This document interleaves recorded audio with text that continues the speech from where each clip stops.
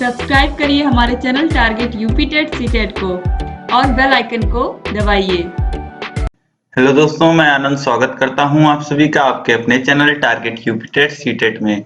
दोस्तों, हम पढ़ते हुए आ रहे हैं आपके डीएलएड सेकंड सेमेस्टर के मैथ सब्जेक्ट को, और इसमें दोस्तों हमने सभी यूनिट्स को क्लासेस में देख लिया है, सभी यूनिट्स पे आधारित क्वेश्चंस को कर लिया है, और अब आप लोग के रिक्वेस्ट पे हम लोग सीरीज को डिस्कस करते हुए चल रहे हैं। इसमें दोस्तों जितने भी बहुविकल्पीय प्रश्न आपके दिए गए हैं राजन सीरीज में, वह सभी हमने डिस्कस कर लिए हैं। 91 क्वेश्चन बहुत ही महत्वपूर्ण बहुविकल्पीय प्रश्न है और बहुत ही आसान तरीके से मैंने आपको करा दिया है। और सभी क्लासेस, सभी वीडियोस दोस्तों आपको चैनल पे मिल जाएंगी। आपको लिंक दिया है नीचे डिस्क्रिप्शन में, ऊपर आई बटन में मैथ के सामने जो लिंक है उस पे आप क्लिक करेंगे तो जितनी भी मैथ की वीडियोस मैंने बनाई हैं सभी वीडियोस आपको देखने को मिल जाएंगी। तो मैथ की सभी वीडियोस को, क्लासेस को देखिए, आप प्रैक्टिस करिए। और आपको अगर जल्दी में बहुत अच्छी तैयारी करनी है तो राजन सीरीज जो मैं सॉल्व करा रहा हूं, और इसके बाद जो मैं पवन सीरीज सॉल्व कराने वाला हूं, और क्वेश्चन पेपर जो मैं सॉल्व कराने वाला हूं, आप ये सभी जरूर देख लीजिएगा। अगर आप कम समय में बहुत अच्छी तैयारी करनी होगी तो आप राजन, पवन और क्वेश्चन पेपर को, जो क्वेश्चन पेपर मैं सॉल्व कराऊंगा उनको देख लीजिएगा। और अगर आपको 25 में 25 स्कोर करना है तो आप क्लासेस को भी देख लीजिएगा, वहां से आपकी प्रैक्टिस बहुत अच्छी हो जाएगी और आपका कोई भी क्वेश्चन कहीं से गलत नहीं होगा। तो सभी वीडियोस को अगर आप देखते हुए चलेंगे दोस्तों तो आप 25 में 25 स्कोर करेंगे, ये मेरी गारंटी है। तो चलिए अब हम लोग स्टार्ट कर रहे हैं राजन सीरीज के अति लघुत्तरीय प्रश्नों को। इस वीडियो से दोस्तों हम लोग राजन सीरीज के अति लघुत्तरीय प्रश्नों को स्टार्ट कर रहे हैं, और अति लघुत्तरीय में जितने भी क्वेश्चंस हैं दोस्तों, सब क्वेश्चंस हम लोग सॉल्व करने वाले हैं। अति लघुत्तरीय प्रश्नों के लगभग दोस्तों 6 पार्ट बनेंगे। तो यह पहला पार्ट है, इसके बाद 5 वीडियो और आएंगे इसमें। तो 6 पार्ट तक आप सभी वीडियोस को अति लघुत्तरीय का देख लीजिएगा, और इसके बाद अगर आप जो भी रिक्वेस्ट करते हैं वह मैं सॉल्व करवा दूंगा आपको। और आप प्रत्येक क्वेश्चन को खुद कॉपी पेन लेके बैठिए, सॉल्व करते हुए चलिए मेरे साथ, ताकि जहां भी दिक्कत आए आप तुरंत नोट कर लें और तुरंत कमेंट करके मुझे बता दें कि यहाँ पे दिक्कत आ रही है, तो वो प्रॉब्लम हम लोग अगली वीडियो में सॉल्व कर लेंगे। आप जो भी कमेंट किया करेंगे उसको मैं अगली वीडियो में लास्ट में डिस्कस कर दिया करूंगा, आप सभी लोगों की प्रॉब्लम। ये समझिए कि आप सभी के डाउट भी मैं दूर करूंगा। बस आपको बहुत अच्छे से पढ़ना है और अपने दोस्तों को भी साथ में लेना है। यह वीडियो सभी दोस्तों को शेयर करना है ताकि सभी की जो तैयारी है वह बहुत अच्छी हो पाए। तो चलिए स्टार्ट करते हैं। देखिए प्रश्न संख्या 1 है, एक आयताकार मैदान का क्षेत्रफल 0.5 हेक्टेयर है। यदि इस मैदान की एक भुजा 125 मीटर हो तो दूसरी भुजा ज्ञात कीजिए। अब जिसने बहुविकल्पीय प्रश्न पढ़े होंगे मेरे साथ, उसने इस प्रश्न को किया होगा। देखिए बीटीसी 2016 में पूछा हुआ प्रश्न है। आपको एक मैदान का क्षेत्रफल दिया गया है। मैदान कैसा है? आयताकार है, मतलब कि आयत के आकार का है, ठीक है। इसका क्षेत्रफल आपको दे दिया गया है और एक भुजा आपको दे दी गई है 125 मीटर की है। अब इसका जो दूसरी भुजा है वह पूछ रहा है, ठीक है। तो आपको आयत का क्षेत्रफल पता ही होता है, वह होता है लंबाई गुणे चौड़ाई, a इंटू बी होता है। तो अब आपको एरिया पता है। एरिया कितना दिया गया दोस्तों? यही हेक्टेयर से आपको प्रॉब्लम होगी, 0.5 हेक्टेयर दिया गया है।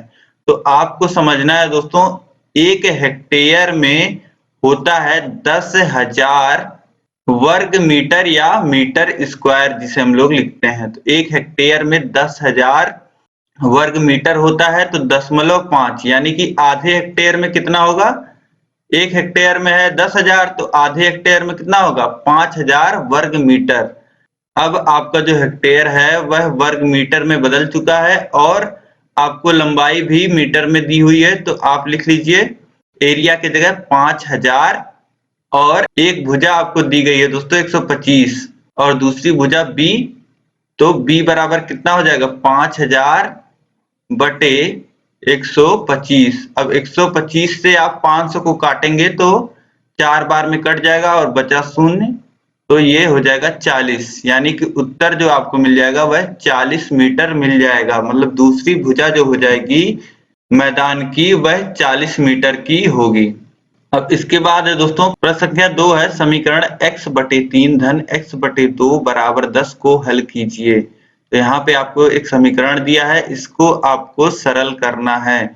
समीकरण है x/3 धन x/2 बराबर 10। अब आप एलसीएम लेके पहले हर समान कर लीजिए, तो एलसीएम जब लेंगे तो 6 मिल जाएगा आपको। अब देखिए यहाँ पे x के बटे 3 था, अब 6 हो गया है, मतलब 2 गुना है, तो 2 से आप गुणा कर दीजिए, तो ये हो जाएगा 2x। और यहाँ पे देखिए दूसरे x के बटे 2 था, अब 6 हो गया है, मतलब 3 गुना हो गया है, तो यहाँ पे 3 से आप गुणा कर दीजिए, तो ये हो जाएगा 3x इक्वल्स टू 10।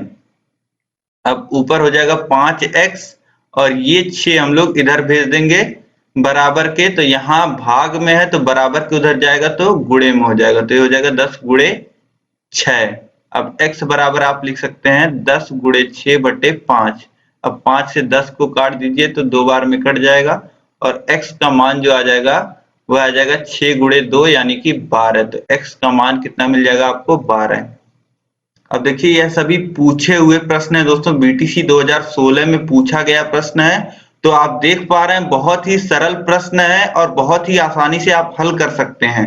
आपको बिल्कुल भी घबराना नहीं है, बहुत ही आसानी से सब कुछ मैं आपको समझा दूंगा, आप बस साथ में क्वेश्चंस को सॉल्व करते हुए चलिए। प्रश्न संख्या 3 है, चित्र त्रिभुज ABC और त्रिभुज PQR दो समरूप त्रिभुज हैं। अब कह रहा है कि यहाँ पे दो त्रिभुज हैं ABC और PQR जो आपस में समरूप हैं। यदि BC 2 सेंटीमीटर, AB 3 सेंटीमीटर और QR 3 सेंटीमीटर हो तो भुजा PQ की माप ज्ञात कीजिए। बीटीसी 2016 में पूछा हुआ प्रश्न है। यहाँ पे आपको दो समरूप त्रिभुज दिए गए हैं और BC भुजा की माप, AB भुजा की माप और QR भुजा की माप दी गई है और PQ भुजा जो है इसकी माप आपसे पूछी जा रही है। अब दोस्तों समरूप त्रिभुज आपने जब पढ़ा होगा तो समरूप त्रिभुज की एक प्रॉपर्टी होती है, एक गुण होता है समरूप त्रिभुज का, कि जो समरूप त्रिभुज होते हैं उनकी जो संगत भुजाएं होती हैं उनका अनुपात समान होता है। मतलब संगत भुजाओं की जो लंबाई होती है उनका अनुपात जो होता है वह बराबर होता है। तो संगत भुजाएं कौन सी हैं? यहाँ पे जैसे AB भुजा आपको दी गई है तो AB भुजा की संगत भुजा कौन सी होगी? PQ होगी, ठीक है। और BC भुजा आपको दी गई है तो BC भुजा की संगत भुजा कौन सी होगी यहाँ पे? तो BC भुजा की संगत भुजा QR होगी, ठीक है। तो इस प्रकार दोस्तों यहाँ आप लिख सकते हैं AB भुजा की लंबाई और बटे उसकी संगत भुजा PQ की लंबाई का ये अनुपात हो गया और ये बराबर होगा जो अनुपात होगा BC और QR भुजा का। तो यहाँ पे देखिए BC बाई QR, ठीक है। तो यह प्रॉपर्टी जो आपको पता है समरूप त्रिभुज की, उससे आप लिख सकते हैं जो संगत भुजाओं का जो अनुपात होता है वह आपस में बराबर होता है। तो वहां से आप यह लिख सकते हैं। तो अब यहाँ पर जो लंबाइयां आपको पता है वो वैल्यू आप पुट कर दीजिए। देखिए AB की वैल्यू आपको 3 दिया गया है, PQ की वैल्यू आपको निकालना है तो इसको x रख दीजिए आप। और BC की जो लंबाई है वह कितनी है? BC की लंबाई 2 सेंटीमीटर है तो 2 रख दीजिए और QR की लंबाई है 3 सेंटीमीटर तो 3 रख दीजिए। अब दोनों का तिर्यक गुणा कर दीजिए तो इधर तो हो जाएगा 3 गुणे 3 और इधर हो जाएगा 2x और फिर इसे हम सॉल्व करेंगे तो x बराबर आ जाएगा 9/2 या x बराबर आप लिख सकते हैं 4.5। तो यहाँ पे दोस्तों आप देखेंगे तो x का मान जो निकल के आया है 4.5 आ गया है। तो PQ की जो लंबाई हो जाएगी वह 4.5 सेंटीमीटर हो जाएगी। अब देखते हैं अगला प्रश्न। प्रश्न संख्या 4 है, टैली चिन्ह लगाकर निम्नांकित संख्याओं की बारंबारता सारणी बनाइए। अब संख्याएं यहाँ पर दी गई हैं दोस्तों, इन्हीं संख्याओं के मदद से आपको बारंबारता सारणी बनानी है और उसमें आपको टैली चिन्ह का भी प्रयोग करना है। मतलब एक कॉलम टैली चिन्ह का भी आपको बनाना होगा। अब यहाँ पर संख्याएं आपको दी गई हैं और यह प्रश्न बीटीसी 2016 में पूछा गया प्रश्न है। देखिए बहुत ही महत्वपूर्ण प्रश्न हम लोग यहाँ पर डिस्कस कर रहे हैं सभी प्रश्नों को। अब देखिए जो भी संख्याएं दोस्तों आपको दी गई हैं जिनका आपको बारंबारता सारणी बनाना है टैली चिन्ह लगा करके, सबसे पहले आप क्या करते हैं, सबसे पहले आप संख्याओं को आरोही क्रम में लिख लेते हैं। मतलब कि सबसे छोटी संख्या सबसे पहले आपको लिख लेनी है और इसी तरीके से फिर उससे बड़ी और लास्ट में सबसे बड़ी संख्या आपको लिख देनी है। तो सबसे पहले आरोही क्रम में आप संख्याओं को बना लेंगे। आरोही क्रम में बनाने के बाद दोस्तों हम लोग देखते हैं कि ये संख्याएं कहां से कहां तक की हैं। तो ये संख्याएं आप देख रहे हैं 12 से 16 तक की संख्याएं हैं। तो यहाँ पे हम लोग दो वर्ग अंतराल बना लेते हैं, 10 से 15 के बीच का और 15 से 20 के बीच का। अब वर्ग अंतराल दो आपने बना दिया, 10 से 15 के बीच का और 15 से 20 के बीच का।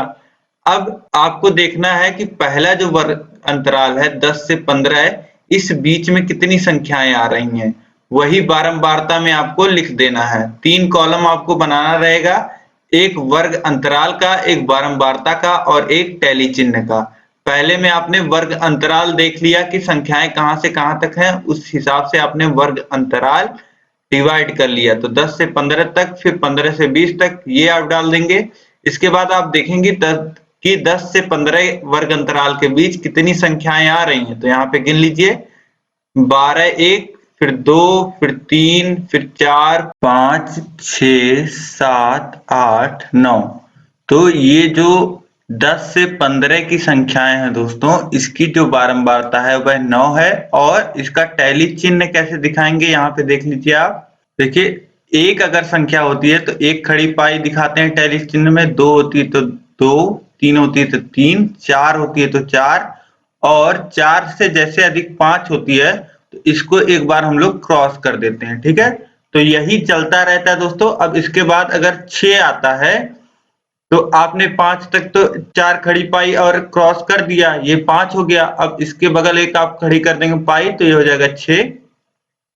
7 आता है तो एक और, फिर 8 होती है बारंबारता तो एक और यहाँ पे 9 बारंबारता है तो एक और पाई खींच देंगे। ठीक है, और 10 होता तो यहाँ पे एक क्रॉस, एक तिरछी पाई हम लोग और खींच देते। तो यहाँ पे आप टैली चिन्ह भी लगाना सीख गए, किस प्रकार लगाना है।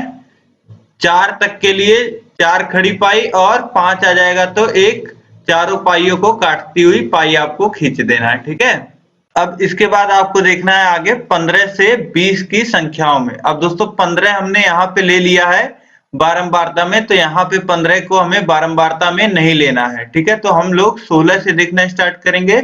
तो 16, 1, 2, 3।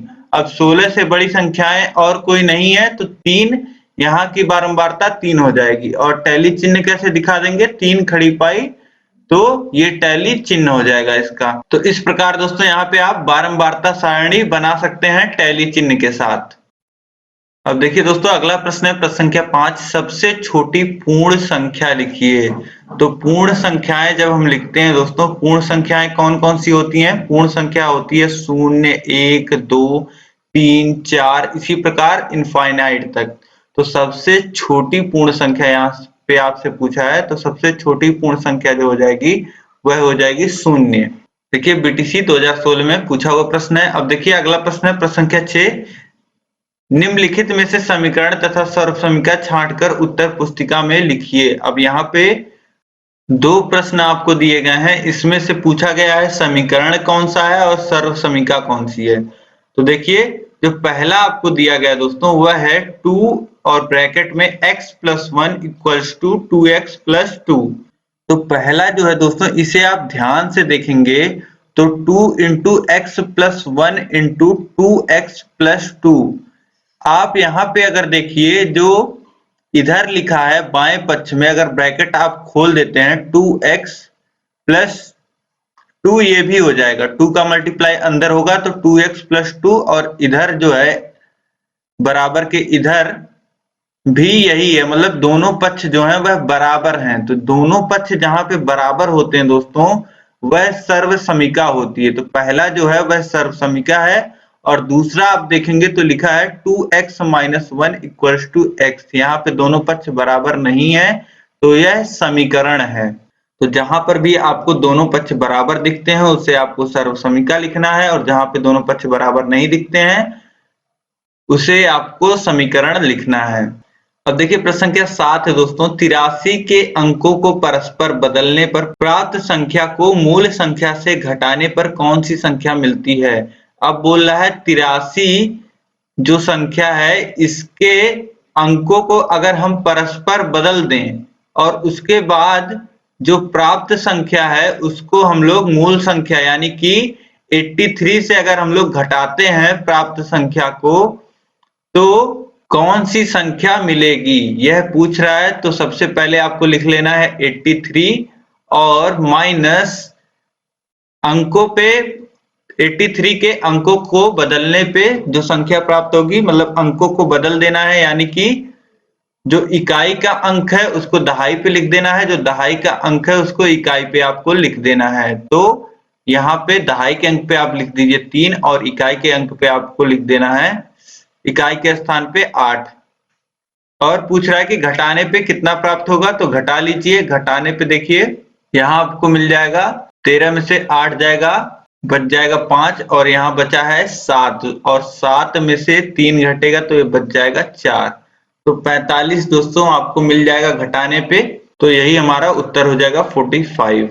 अब देखिए प्रश्न संख्या 8 है, समीकरण -4x + 3 = -6x -18 को हल कीजिए।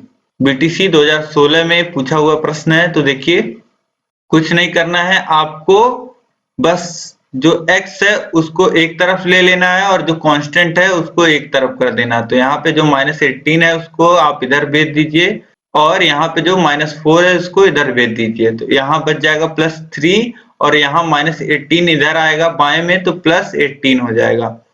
और यहाँ पे देखिए -6 है, यहाँ पे -4x जब इधर जाएगा तो +4x हो जाएगा। ठीक है, तो यहाँ आपको मिल जाएगा 21 और यहाँ दोनों -6x + 4x जुड़ेंगे आपस में तो -2x हो जाएगा। अब देखिए इतना मिल गया दोस्तों आपको 21 = -2x। अब -x बराबर आप लिख सकते हैं 21/2 या फिर x बराबर आप लिख सकते हैं -21/2। तो यहाँ पे उत्तर हो जाएगा x बराबर -21/2। अब देखिए दोस्तों अगला प्रश्न है प्रश्न संख्या 9, एक कक्ष की लंबाई 11 मीटर, चौड़ाई 8 मीटर और ऊंचाई 5 मीटर है। कक्ष की चारों दीवारों का क्षेत्रफल ज्ञात कीजिए। अब दोस्तों यहाँ पे आपको एक रूम की लंबाई, चौड़ाई और ऊंचाई दिया गया है और आपसे पूछ रहा है कि उस रूम के चारों दीवारों का क्षेत्रफल कितना होगा। तो आपको चारों दीवारों का अलग अलग क्षेत्रफल निकाल लेना है और जोड़ देना है, यही हो जाएगा चारों दीवारों का क्षेत्रफल। तो आप देखिए आपको छत और फर्श का क्षेत्रफल नहीं लेना है दोस्तों, आपको बस चारों दीवारों का क्षेत्रफल लेना है। तो सबसे पहले आप इमेजिन करिए आप जिस कमरे में हैं, आप कमरे की जो आपको सामने जो दीवार दिखाई दे रही है उसको देखिए।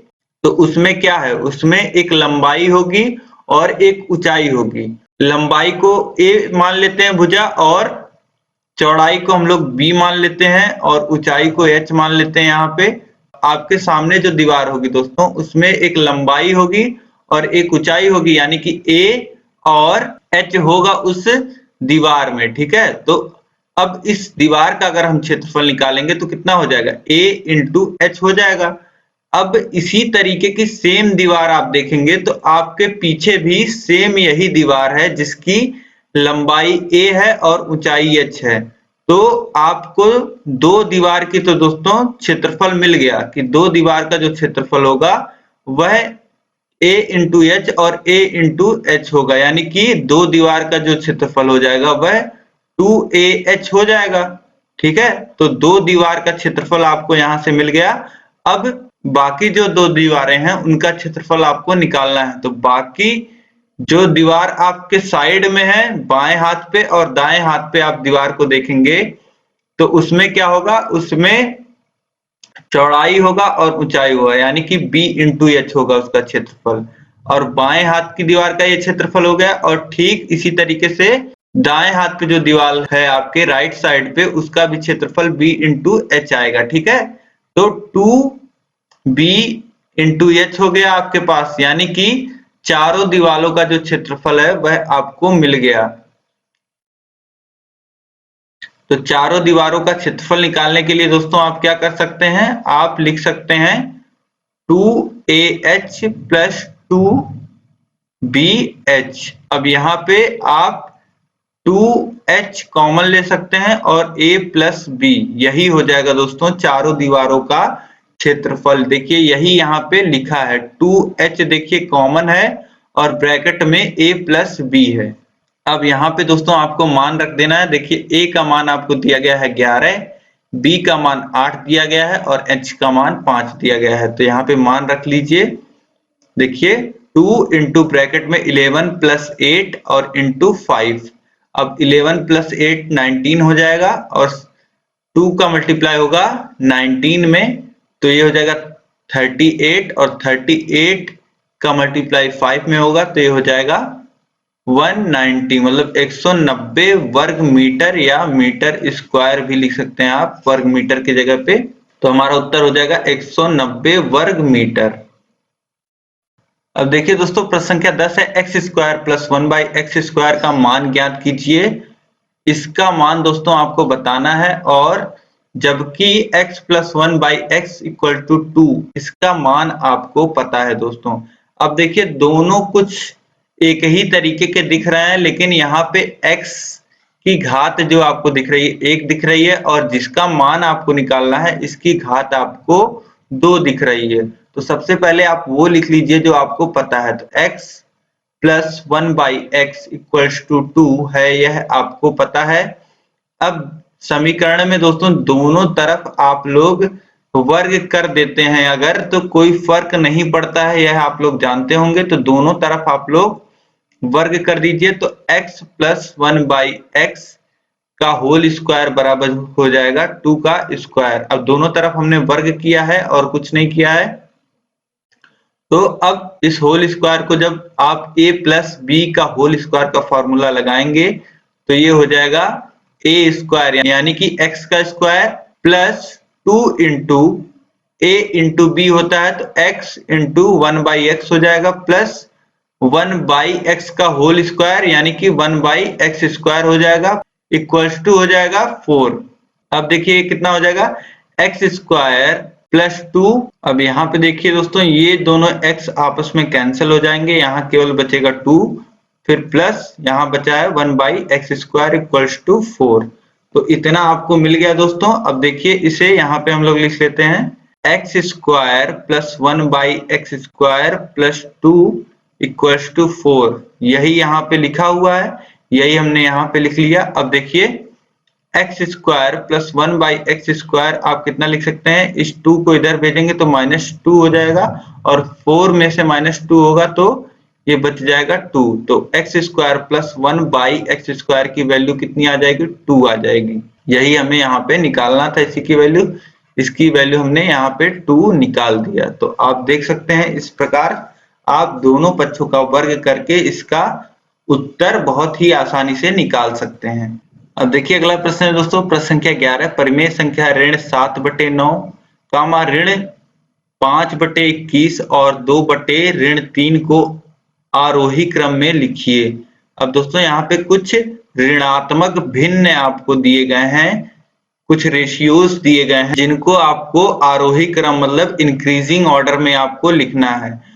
तो किसी भी भिन्न को दोस्तों कंपेयर करने के लिए किसी भी दिए गए भिन्नों का अगर आपको देखना है कि कौन सा बड़ा है कौन सा छोटा है, तो सबसे पहले हम लोग किस प्रकार देखते हैं दोस्तों, हम लोग क्या करते हैं उसमें सबसे पहले हम लोग हर को समान करते हैं, मतलब एलसीएम ले लेते हैं। तो यहाँ पे 9, 21 और 3 का एलसीएम जब आप लेंगे तो आपको मिल जाएगा 63। अब एलसीएम लेने के बाद दोस्तों सभी का जो है हर समान हो गया है और सभी का अंश हमने लिख लिया है, ठीक है।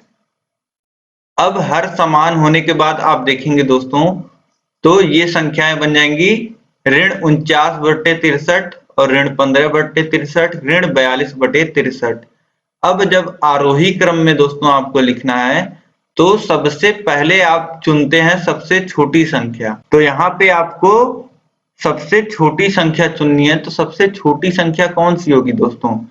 अब सभी संख्याएं ऋणात्मक हैं, तो ऋणात्मक में क्या होता है कि धन का उल्टा होता है। धन में अगर भिन्न में लिखा है दोस्तों 2/3 और 1/3, तो जिसका अंश बड़ा है वह बड़ा भिन्न होता है, लेकिन जब ऋण लग जाता है इनके सामने तो बड़ा भिन्न कौन सा हो जाएगा दोस्तों? बड़ा भिन्न ये हो जाएगा जिसका अंश जो होता है वह छोटा होता है, वह बड़ा भिन्न होता है।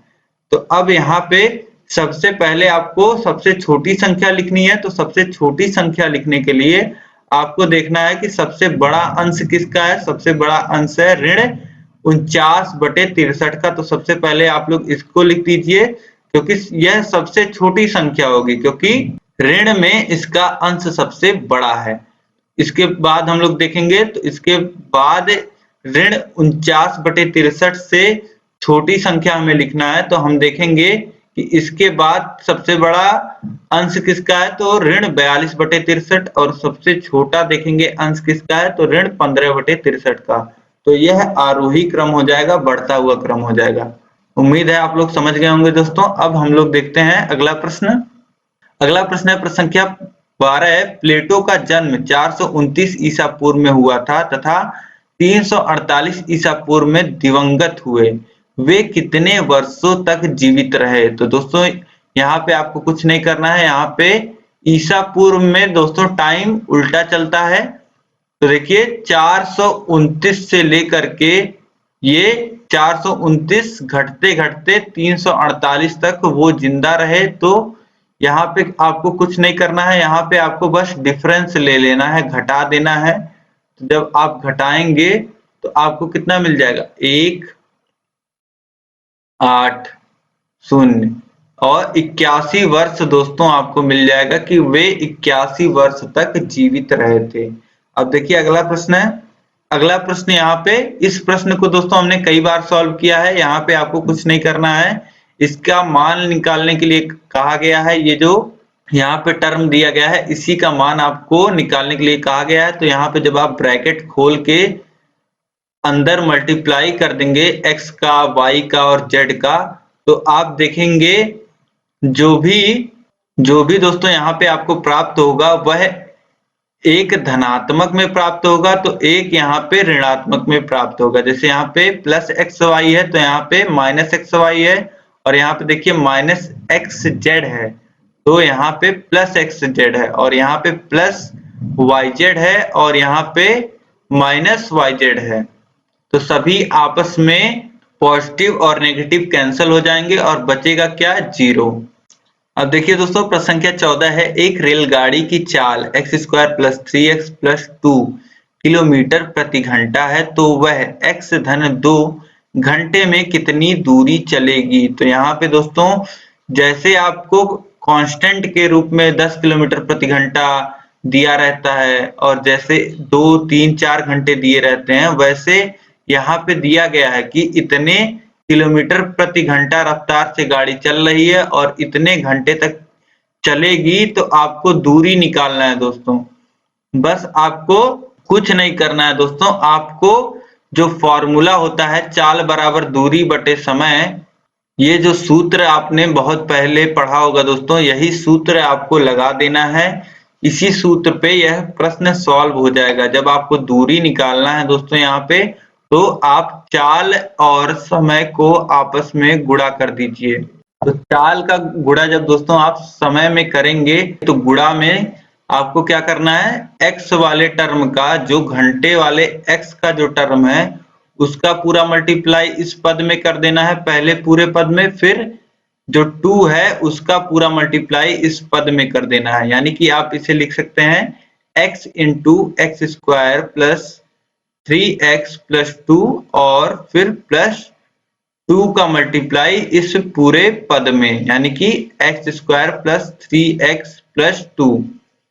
इस प्रकार आप गुणा कर सकते हैं। तो देखिए x का गुणा जब अंदर होगा इस पूरे पद में तो ये हो जाएगा x cube plus 3x square plus 2x और फिर प्लस 2 का जब गुणा होगा अंदर तो ये हो जाएगा 2x square plus 6x plus 4।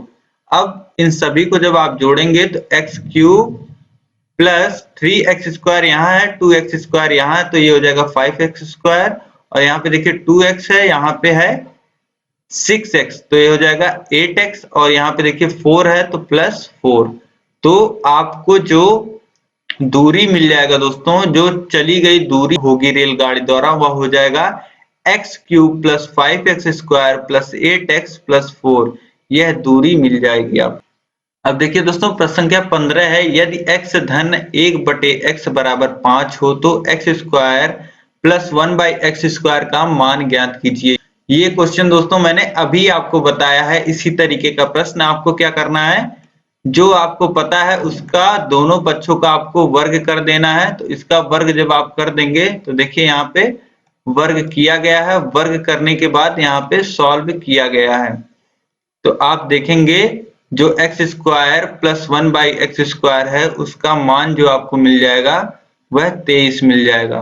ठीक है, तो दोस्तों इस पार्ट में हम लोग इतना ही रखते हैं। आगे के प्रश्नों को हम लोग आगे के जो अतिलघुत्तरीय प्रश्न है दोस्तों वह हम अगले पार्ट में सॉल्व करेंगे। इसी तरीके से बहुत सारे पार्ट्स दोस्तों अतिलघुत्तरीय के आने वाले हैं। सभी पार्ट्स जो हैं वह मैं गणित के प्लेलिस्ट में ऐड करता हुआ जाऊंगा। तो गणित के प्लेलिस्ट पे गणित का जो लिंक है उस पर क्लिक करेंगे तो जो भी वीडियोस आ चुकी हैं वह सभी वीडियोस आपको उस प्लेलिस्ट में दिख जाएंगी। अब दोस्तों यह वीडियो आपको पसंद आई है तो वीडियो को लाइक कर दीजिए, अपने दोस्तों में अधिक से अधिक शेयर करिएगा, क्योंकि जल्दी में दोस्तों जब आप लोग पढ़ते हैं तो आप लोगों को समझ में नहीं आता है और कोई बताने वाला भी नहीं होता है अच्छे तरीके से कम समय में। तो दोस्तों मैंने सभी प्रश्नों को बहुत ही कम समय में बहुत ही अच्छे तरीके से बताया है, आप सभी को समझ में आ जाएगा। तो अपने सभी दोस्तों को इस वीडियो को शेयर कर दीजिए दोस्तों, इस वीडियो को लाइक कर दीजिए और अभी तक आपने अगर चैनल नहीं सब्सक्राइब किया हुआ तो चैनल को सब्सक्राइब करके बेल आइकन पे प्लीज क्लिक कर लीजिएगा। आप लोग बेल आइकन पे ऑल कर लीजिएगा ताकि सभी नोटिफिकेशंस आपको मिल पाए और कोई भी वीडियो दोस्तों आपसे मिस ना हो, क्योंकि ये वीडियोस में से अगर एक भी वीडियो दोस्तों आप मिस करते हैं तो समझ लीजिए आप बहुत बड़ा नुकसान करेंगे, क्योंकि थोड़े ही समय में आप अपने नंबर एकदम बूस्ट कर सकते हैं, आप 20 के पार जा सकते हैं बहुत ही कम समय पढ़ करके दोस्तों।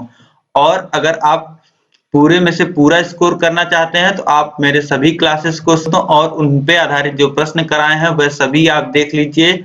गणित वाले लिंक पे क्लिक करके शुरू में मैंने क्लासेस पढ़ाई हैं, सभी क्लासेस को आप पढ़ लीजिए, अपने प्रैक्टिस अच्छे रखिए। आप 25 में 25 स्कोर करके आएंगे और जब आप स्कोर करके आएंगे दोस्तों तो आप देखिएगा आप मुझे व्हाट्सएप पे मैसेज करेंगे या यहाँ पे यूट्यूब पे कमेंट करके मुझे बताएंगे जिस दिन रिजल्ट आएगा कि हाँ सर मेरे 25 में से 25 आए हैं। तो दोस्तों इतना विश्वास आप रखिए, आप मेहनत करिए, पूरी सभी वीडियोस को आप देखिए, आपको 25 में 25 अंक मिलेंगे ही मिलेंगे।